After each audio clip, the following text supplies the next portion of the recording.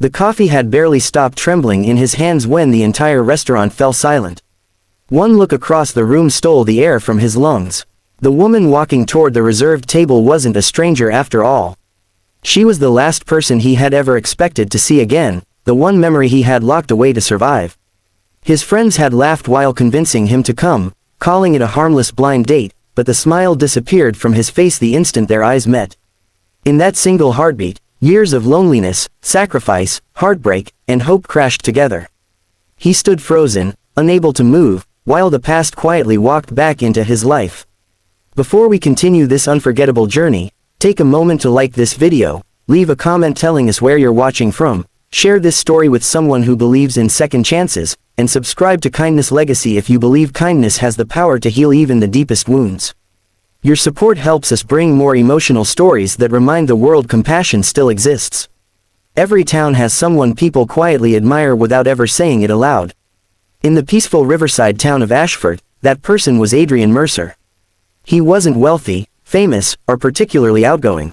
He simply woke before sunrise every day, packed lunches, braided messy little pigtails with surprising skill, worked 10-hour shifts repairing heating systems, returned home to cook dinner, helped with homework, cleaned the house, tucked his daughter into bed, and somehow found the strength to smile through it all.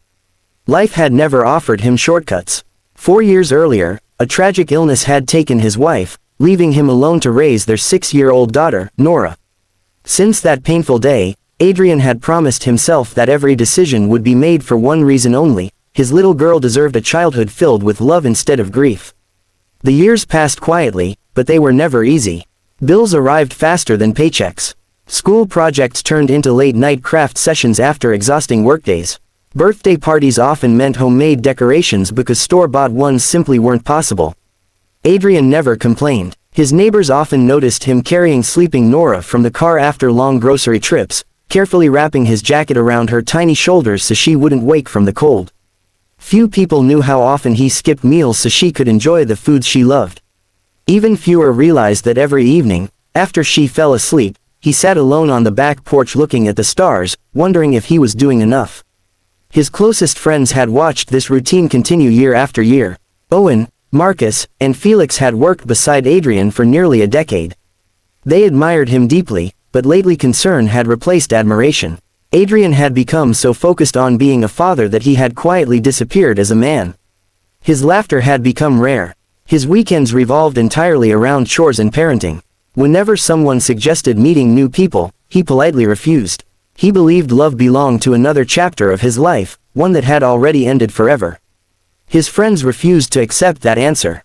They knew loneliness often hides behind responsibility. After weeks of planning, they arranged what Adrian believed was an ordinary lunch gathering. They booked a table at a cozy daytime cafe overlooking a flower garden, assuring him they simply wanted to celebrate his recent promotion. Adrian reluctantly agreed, leaving Nora with his elderly neighbor for the afternoon. He arrived wearing his only ironed button-up shirt, embarrassed by how unfamiliar formal clothes felt after years of work uniforms. When he entered the cafe, something immediately seemed strange. His friends were smiling far too confidently. They exchanged nervous glances before casually announcing they needed to answer an urgent phone call. Within seconds they disappeared, leaving Adrian sitting alone beside a small vase filled with white lilies. Confused, he checked his phone, only to receive one message. "Don't leave, trust us," he sighed, convinced they were playing some ridiculous joke. Then he looked toward the entrance. The woman walking inside wasn't glamorous in the way magazines described beauty. She carried herself with quiet confidence, wearing a simple blue dress that reflected the bright afternoon sky. Her gentle smile faded the instant she recognized Adrian. Time seemed to stop for both of them. It was Clara Bennett. More than 12 years earlier, before Adrian had ever met his late wife, Clara had been his closest friend during college.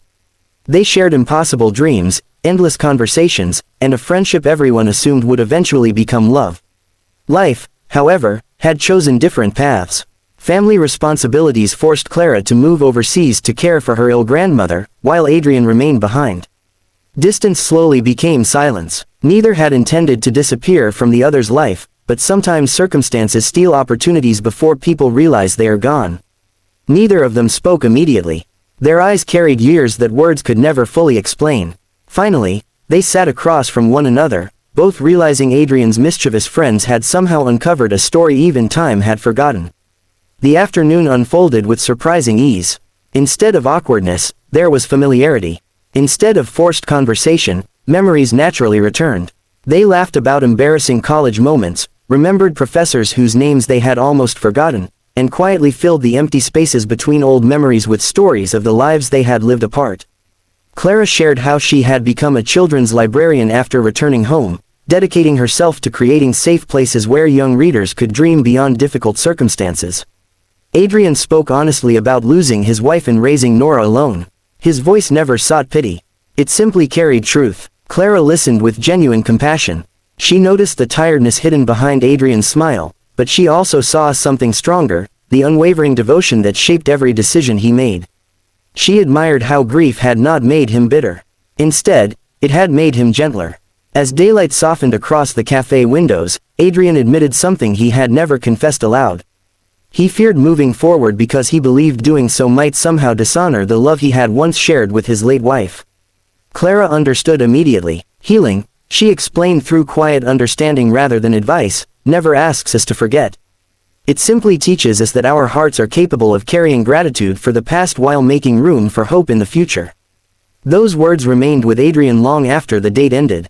Over the following months, their friendship slowly returned. There were no dramatic declarations or rushed romance. Clara first became part of Adrian's world through Nora. She volunteered during reading afternoons at the local library, where Nora quickly became fascinated by adventurous stories and magical kingdoms. Clara never attempted to replace anyone. She simply showed kindness without expecting anything in return. She celebrated Nora's achievements, comforted her disappointments, and encouraged her imagination.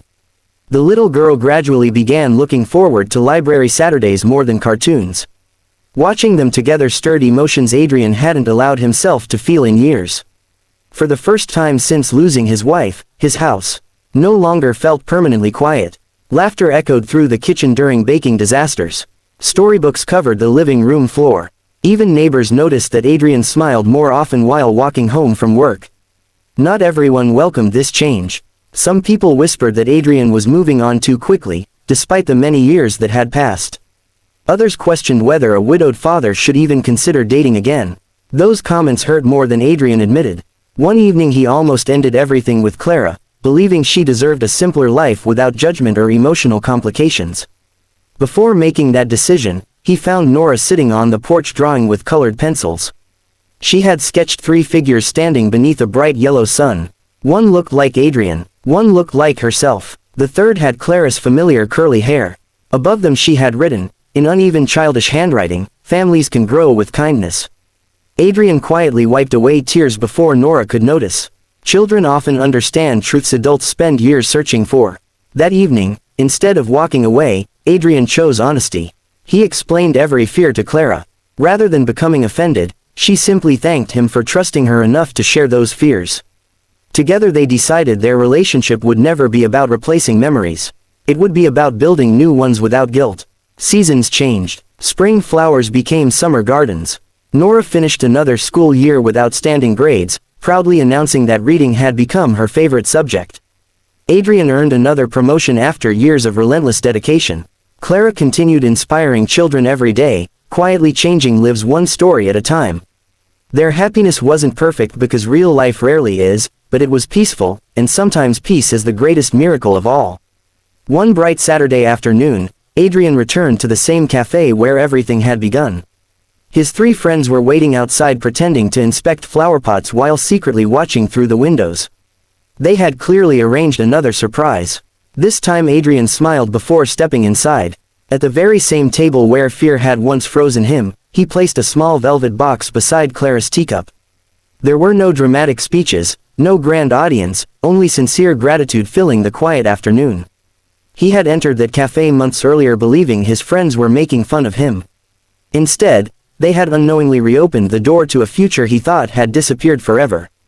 Clara accepted not because life had been perfect, but because both of them understood how precious imperfect love truly is. Their happiness had been earned through patience, loss, compassion, and countless ordinary acts of kindness that slowly transformed ordinary days into extraordinary memories. If this story touched your heart, Please like this video, leave a heartfelt comment, share it with someone who may need hope today, and subscribe to Kindness Legacy. Your support encourages us to continue sharing stories that remind people love often arrives when we least expect it. Special request. Please comment the words, "Kindness always finds a way," if you believe every act of compassion creates a new beginning for someone.